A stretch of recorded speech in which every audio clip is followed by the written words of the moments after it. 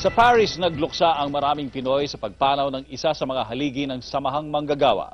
Naging matagumpay naman ang pagdiriwang ng ika-60 anibersaryo ng Franco-Filipino Diplomatic Relations. Sa Florence, Italy, isinagawa ang kauna-unahang International Catholic Family Bible Quiz Show para sa mga migranting Filipino. At sa Inglaterra, naglunsad ng fundraising ang mga Pinoy sa Coventry para sa mga kapuspalad nating kababayan. Lahat ng yan, tampok sa ating Euro Happening.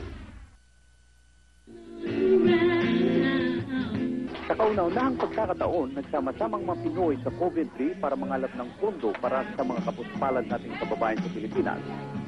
Bukod sa mga Pinoy, nagbigay din ng tulong ang mga British nationals at iba pang lahi.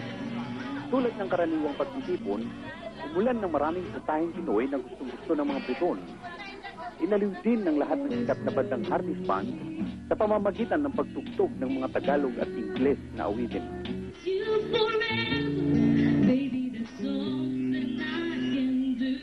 Ang handog natin charity dinner ay inorganisa ng negosyanteng si Marilyn Connelly.